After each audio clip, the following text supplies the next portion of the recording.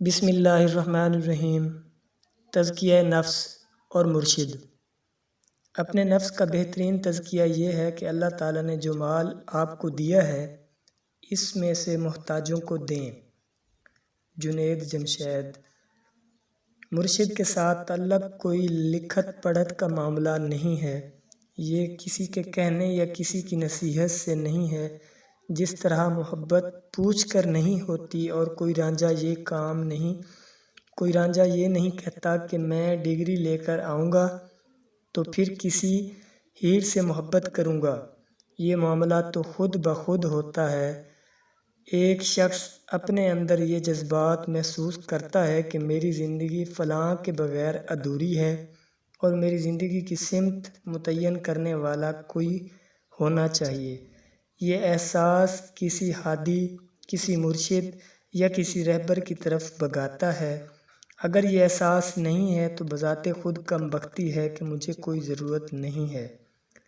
ممکن ہے آدمی فزکس یا کیمسٹری کی پریکٹس کر رہا ہو، 4 تجربوں کے بعد کوئی نتیجہ نکلنا ہو تو یہ اتنی اہمیت نہیں رکھتا کہ بننے والی کیا چیز ہے، لیکن اگر زندگی کا تجربہ الٹ ہو جائے تو نہ صرف اس کے لیے عذاب ہوگا بلکہ اس کے ساتھ منسلک لوگوں کے لیے بھی عذاب ہوگا۔ صرف اس کے لیے عذاب ہوگا بلکہ اس کے ساتھ منسلک لوگوں کے لیے بھی عذاب ہوگا۔ ہماری زندگی کا ایک بے ضرر پہلو ایسا ضرور ہونا چاہیے کہ ہماری ذات سے کسی کو نقصان نہ پہنچے، بلکہ انتہا یہ ہو کہ ہماری ذات سے فائدہ ہو۔ اپنی ذات کے ادھورے پن کو مکمل کرنے کے لیے جس شخص کی ضرورت ہوتی ہے وہ مرشد ہوتا ہے۔ مرشد اور مرید دونوں قدرت کا انتخاب ہوتے ہیں۔ یہ فیصلہ قدرت کرتی ہے۔ جس طرح اللہ تعالیٰ ہمیں ماں کے پیٹ میں ایک مدت تک رکھتا ہے اور اس عمل کو مکمل کرنے کے بعد دنیا میں لاتا ہے، اسی طرح اللہ تعالیٰ یہ بھی بندوبست کرتا ہے کہ یہ میرا بندہ ہے، کہیں بھٹک نہ جائے، اس لیے وہ ہمیں کسی ہدایت یافتہ شخص سے منسوب کر دیتا ہے۔ انسانی نفسیات کا سب سے خوبصورت پہلو یہ ہے کہ وہ صحبت سے سیکھتا ہے۔ 80% لوگوں کے مسکرانے کا انداز ان کی ماں سے ملتا ہے۔ اس پر غور و خوض کیا گیا تو پتہ لگا کہ جس چہرے کو ہم سب سے زیادہ دیکھتے ہیں وہ شعوری اور لاشعوری طور پر ماں کا چہرہ ہوتا ہے۔ اس کی وجہ سے ماں کی مسکراہٹ بچے پر نقش ہوتی ہے۔ صحبت کی طاقت انسان کے بہت سے اجزاء کی بڑھوتری ان صحبتوں کی وجہ سے ہوتی ہے جن میں اس کا وقت گزرتا ہے۔ در حقیقت مرشد کا تعلق محبت کا تعلق ہے، اس میں جبر نہیں ہوتا، یہ دل ہلا دینے والی بات ہوتی ہے۔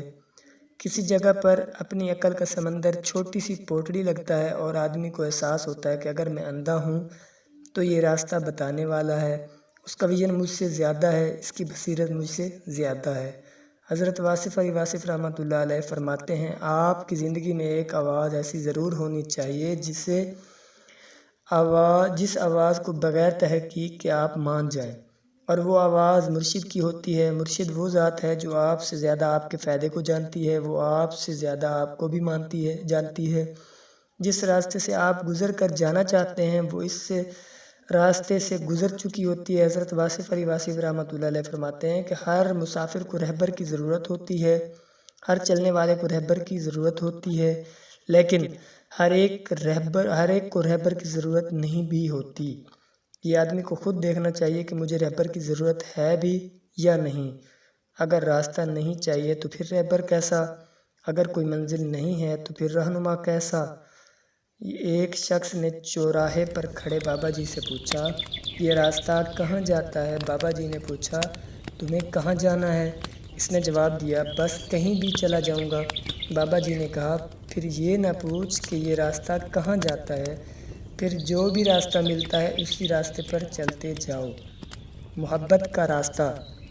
اللہ کا راستہ شوق کا راستہ ہے، یہ محبت کا راستہ ہے۔ اللہ تعالیٰ سے محبت کا شوق، اس کے راستے پر چلنے کا شوق بذات خود ایک منزل ہے، یہ سفر نہیں ہے، اس کا انجام نہیں ہے۔ ایک شخص حضور اکرم صلی اللہ علیہ وسلم کے عشق میں رو رہا تھا۔ اس نے اپنے مرشد سے پوچھا کہ اس کا بھی کوئی نتیجہ نکل رہا ہے؟ مرشد فرمانے لگے، یہ تو خود بہت بڑا نتیجہ ہے، کیا تم اس کے بعد بھی نتیجہ لینا چاہتے ہو؟ لوگ تو ترستے ہیں ہماری زندگی کے آنسوؤں میں کوئی ایک آنسو حضور اکرم صلی اللہ علیہ وسلم کی محبت کا ہو، اور تم ہو کہ اس کا نتیجہ لینا چاہتے ہو۔ یہ سعادت دیکھو کہ تمہاری آنکھ سے کتنے آنسو ٹپکے، اور ان آنسوؤں میں سے کتنے آنسو آقا کریم صلی اللہ علیہ وآلہ وسلم کی محبت میں ٹپکے۔ محبت کا معاملہ اصل میں استاد اور شاگرد کا معاملہ ہے، یہ ایک پیر اور مرید کا معاملہ ہے۔ لازم نہیں ہے کہ کسی کی نصیحت سکھائے، ممکن ہے کسی پروسیس سے گزارا جائے اور سبق مل جائے، کیونکہ خبر نہیں ہے کہ کس بستی میں جانے سے کیا سبق ملنا ہے، خبر نہیں کس معمے کو حل کر کے کیا ملنا ہے۔ مرشد کے پاس ان کا ایک مرید آیا اور عرض کیا کہ حضور میری طبیعت میں گداز نہیں ہے، کوئی ایسا معاملہ بتائیں تاکہ مسئلہ حل ہو جائے۔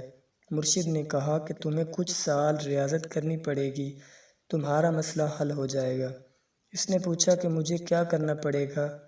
مرشد نے کہا فلاں موسم میں فلاں علاقے میں ایک پھول کھلتا ہے اور اس 1 یا 2 قطرے عرق کے نکلتے ہیں، یہ شیشی لے جاؤ، اس کو بھر کے لاؤ۔ مرید چلا گیا، شیشی کو بھرنے میں کئی سال لگ گئے۔ جب وہ شیشی بھر گئی تو وہ خوشی خوشی اپنے مرشد کے پاس جانے لگا، لیکن ابھی چلا ہی تھا کہ شیشی اس کے ہاتھ سے گر گئی اور محنت سے جمع کیا ہوا سارا عرق بہہ گیا۔ مرید رونے لگا، اسی دوران مرشد بھی آ گئے۔ انہوں نے پوچھا کیا معاملہ ہے؟ اس نے جواب دیا میری برسوں کی ریاضت ضائع ہو گئی۔ جب مرشد نے یہ سنا تو مسکرانا شروع کر دیا۔ مرید نے پوچھا حضور میری ریاضت ضائع ہو گئی ہے اور آپ مسکرا رہے ہیں؟ انہوں نے آگے ہاتھ بڑھا کر اس کے چہرے سے آنسو لیے اور فرمانے لگے کہ یہ آنسو اس عرق سے کئی گنا قیمتی ہیں، مجھے یہی چاہیے تھے۔ فیض کب ملتا ہے؟ گداز دل ٹوٹے بغیر نہیں ملتا۔ یہ معاملہ ہی تب ہوتا ہے کہ جب کوئی پھل یا محنت ضائع ہو جائے۔ حضرت واصف علی واصف رحمۃ اللہ علیہ فرماتے ہیں نم آنکھ خدا کی رحمت کی دلیل ہے۔ آپ رحمۃ اللہ علیہ مزید فرماتے ہیں رات جاگنے والا بد نصیب نہیں ہو سکتا۔ کسی نے پوچھا استاد جی رات جاگنے سے بد نصیبی دور ہو جاتی ہے تو کیا اللہ تعالیٰ کے لیے رات جاگنا ضروری ہے؟ آپ رحمۃ اللہ علیہ نے فرمایا چاہے کسی کے لیے بھی کیوں نہ ہو، رات جاگنا بذات خود ایک اعزاز ہے، کیونکہ دیکھنے والا اس پر نگاہ کرتا ہے۔ جب کوئی بندہ آہوزاری کر رہا ہوتا ہے تو وہ ذات دیکھتی ہے کہ یہ اپنے معاملے میں کتنا سچا ہے۔ ممکن ہے اس کا معاملہ صرف ایک ہی ہو اور وہ معاملہ یہ ہو کہ شراب بھی پی ہو، لیکن اس رات اللہ تعالیٰ کے نام کو خوشبو لگا کر محبت سے رکھا ہو اور اگلے دن دنیا کو پتہ چل گیا کہ میرے بندے نے میری تکریم کی ہے، مجھے عزت دی ہے، اب مجھ پر لازم ہے کہ میں بھی اسے عزت دوں۔ کشف المحجوب میں ہے کہ مرشد کے پاس ایک عرصے سے ان کے چاہنے والے مرید بیٹھے تھے، انہیں کچھ نہیں ملا۔ اسی دوران ایک شخص آیا، مرشد کے ساتھ ایک نشست ہوئی اور اس کو فیض مل گیا۔ فیض لینے کے بعد وہ صاحب واپس چلے گئے۔ جب مرید نے جو کئی سالوں سے مرشد کے پاس بیٹھے تھے یہ منظر دیکھا کہ ان میں سے کسی نے سوال کیا کہ حضرت ہمارا کیا قصور تھا؟ کیا ہم نے آپ کی خدمت نہیں کی؟ کیا ہم نے آپ کو وضو نہیں کرائے؟ کیا ہم نے ادب نہیں کیا؟ مرشد نے کہا کہ میں کیا کروں، تم گیلی لکڑیاں لے کر بیٹھے ہوئے ہو، اس بندے کی لکڑیاں خشک تھیں، خشک لکڑیاں لے کر جانے والا بذات خود محترم ہوتا ہے۔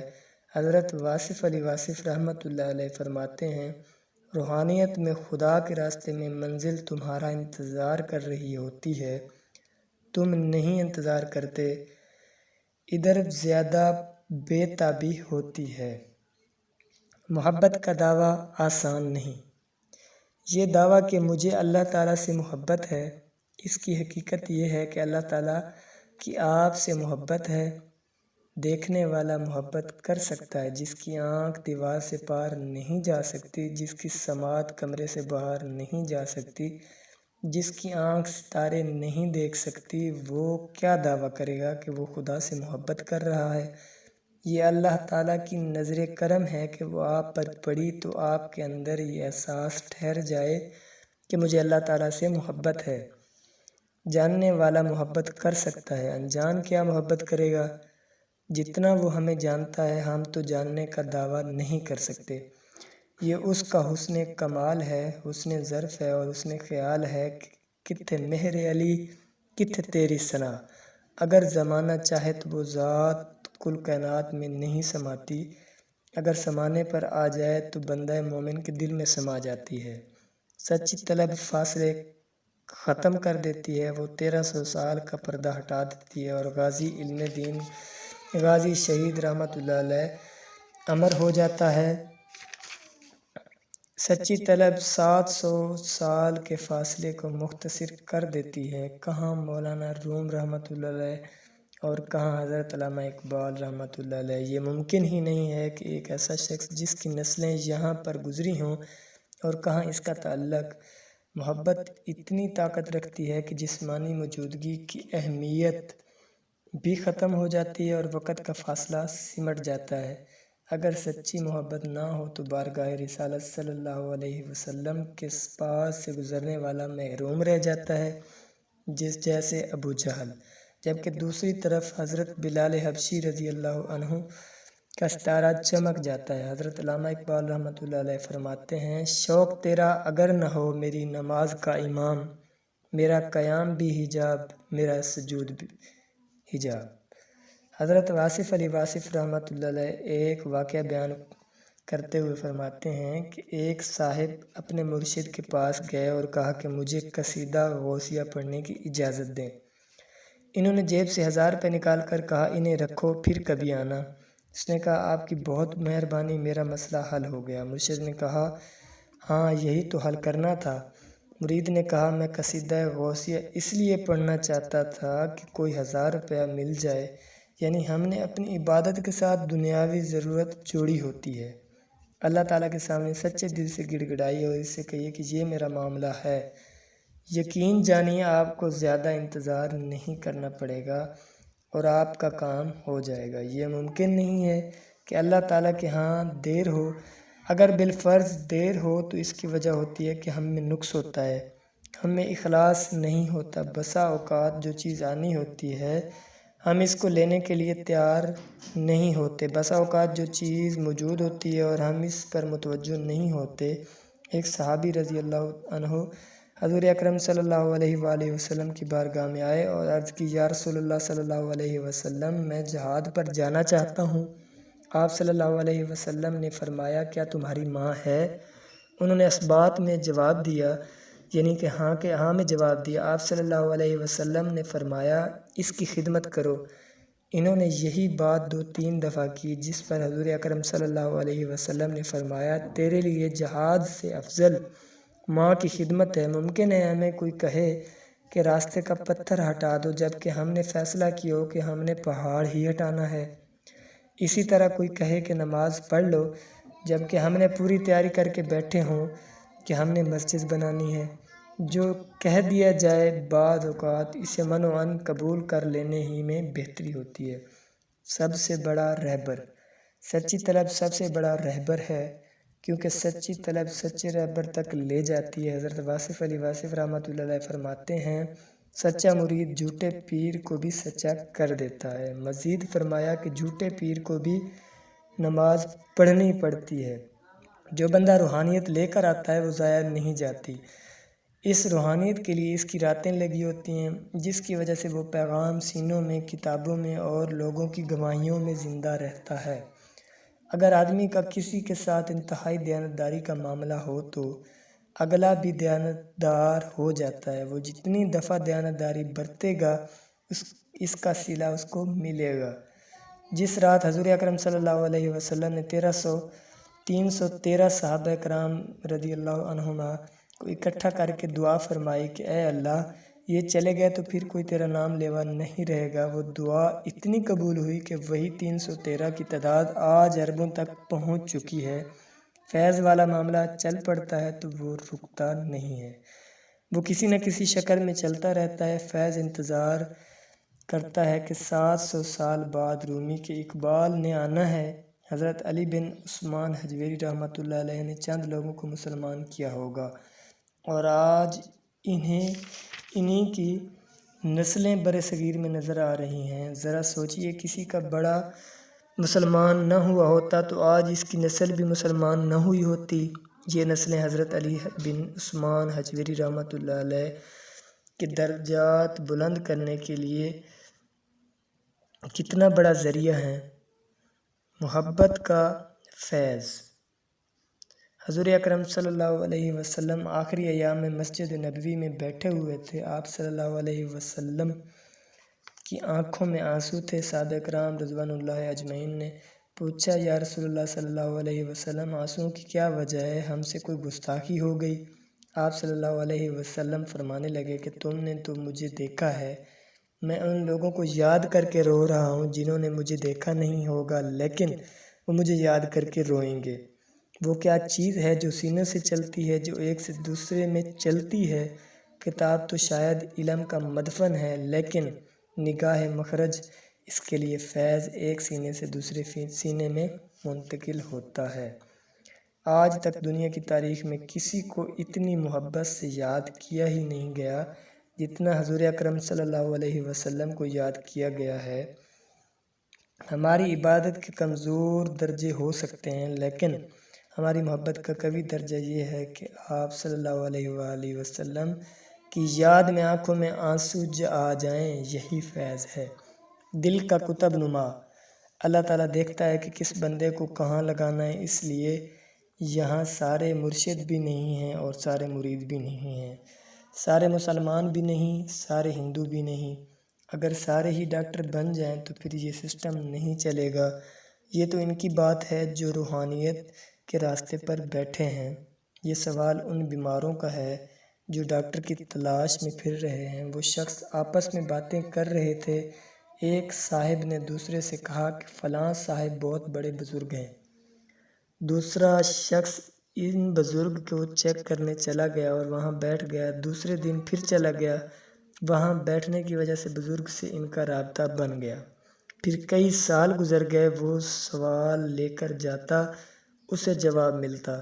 بعد میں اس شخص نے کہا کہ پہلی بار مجھے یہ احساس اس دن ہوا کہ یہ میرے مرشد ہیں جس دن وہ شہر سے باہر گئے، کیونکہ اس دن مجھے وقت گزارنا مشکل ہو گیا تھا اور مجھے محسوس ہو رہا تھا کہ میری زندگی میں کوئی کمی ہے۔ فزکس میں ایک ٹول کا استعمال کیا جاتا ہے جسے قطب نما یعنی کہ کمپاس کہتے ہیں۔ اس کا کمال یہ ہے کہ اگر اس کے پاس کوئی مقناطیس آئے تو وہ سمت چھوڑ کر مقناطیس کی طرف ہو جاتا ہے۔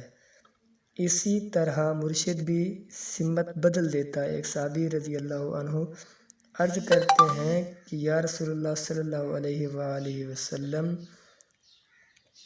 ہم آپ صلی اللہ علیہ وسلم کی بارگاہ میں بیٹھے ہوتے ہیں تو ہمارے ایمان کی حالت اور ہوتی ہے، جب اٹھ جاتے ہیں تو ایمان کی حالت اور ہوتی ہے۔ اس کا مطلب ہے کہ وہ بارگاہ، وہ مقام جہاں پر آپ کے ایمان کی حالت اور ہو جائے، وہاں سمت بدل جاتی ہے۔ حضرت واصف علی واصف رحمۃ اللہ علیہ فرماتے ہیں، دنیا دار کی مجلس میں بیٹھ کر دنیا یاد آتی ہے اور اللہ والے کی مجلس میں بیٹھ کر اللہ یاد آتا ہے۔ پھر فرمایا، جس مجلس میں تمہاری آنکھ میں نمی آ گئی وہاں تمہارا کوئی معاملہ ضرور ہے۔ آنسو تعلق کی علامت ہیں۔ جب تعلق بن جاتا ہے تو اس وقت بے وجہ آنسو آ جاتے ہیں۔ پھر پوری کائنات میں ایک ہی چہرہ نظر آتا ہے، کان میں صرف ایک ہی آواز سنائی دیتی ہے۔ حضرت واصف علی واصف رحمۃ اللہ علیہ سے ایک شخص نے پوچھا کہ ہم نے سنا ہے کہ جب آخری وقت ہوتا ہے تو اس وقت اپنوں کو کلمہ پڑھا دیا جاتا ہے، یہ کیسے ہو جاتا ہے؟ آپ رحمۃ اللہ علیہ فرمانے لگے، تم تھوڑے دن گزارو۔ کچھ دن گزرے تو وہ شخص بند روڈ پر جا رہا تھا، ایک ٹرالی سے ٹکر ہو گئی، وہ جیسے ہی نیچے گرا اس کے منہ سے کلمہ نکل گیا۔ شام ہوئی تو وہ شخص آپ رحمۃ اللہ علیہ کی مجلس میں آیا۔ آپ رحمۃ اللہ علیہ نے پوچھا، کلمہ پڑھ لیا تھا؟ حضرت ابو علی سینا رحمۃ اللہ علیہ ایک شخص کی نبض دیکھ رہے تھے اور پوچھ رہے تھے شہروں کے نام لو، بستیوں کے نام لو، گلیوں کے نام لو، محلوں کے نام لو، گھروں کے نام لو، گھروں کے لوگوں کے نام لو۔ یہ پوچھ لینے کے بعد فرمانے لگے کہ اس کو فلاں لڑکی سے عشق ہے۔ ہم لوگ استادوں، پیروں اور بزرگوں کے واقعات جب سنتے ہیں تو بسا اوقات وہ عقیدت ہوتی ہے، لوگ اسے عقیدہ سمجھ لیتے ہیں۔ کتنی عجیب بات ہے کہ مجھے اپنے والد صاحب سے محبت کرنے کا کوئی جواز چاہیے، بس یہی کافی ہے کہ وہ میرے والد صاحب ہیں اور مجھے ان سے محبت ہے۔ اکبر بادشاہ نے بیربل سے کہا، اعلان کر دو جو سب سے خوبصورت بچہ ہے اسے انعام ملے گا۔ دوبن اپنا بچہ لے آئی، وہ کالا تھا۔ وجہ یہ تھی کہ جس کا بچہ تھا اسی کو اچھا لگنا تھا۔ سب سے اچھا اپنا استاد ہوتا ہے کہ اس کے پاس حصہ پڑا ہوتا ہے، وہ نہ حصہ جانے دیتا ہے اور نہ آپ جا سکتے ہیں۔ نفسیات کہتی ہے کہ دنیاوی محبت جو لڑکے اور لڑکی کے درمیان ہوتی ہے وہ عموماً 18 ماہ سے آگے نہیں جاتی۔ اگر چلی جائے تو وہ ضد بن جاتی ہے، پھر شادی محبت کی کم اور ضد کی زیادہ ہوتی ہے۔ استاد کے ساتھ محبت کا ایک وقت ہے، لیکن وہ تب تک ہے جب تک آپ کی تکمیل نہیں ہو جاتی۔ فیض مل جانا، فیض کا مکمل ہو جانا جدائی کی علامت ہے۔ پھر کہہ دیا جاتا ہے کہ اجمیر چلے جاؤ، لیکن وہ جاتے وقت کہہ جاتے ہیں، گنج بخش فیض عالم مظہر نور خدا، ناقص آراں پیر کامل کاملارا رہنما۔ حضرت واصف علی واصف رحمۃ اللہ علیہ فرماتے ہیں، پاکستان اسی دن بن گیا تھا جس دن بابا فرید گنج شکر رحمۃ اللہ علیہ نے اجودن کا پاک وطن بنایا تھا۔ اللہ حافظ۔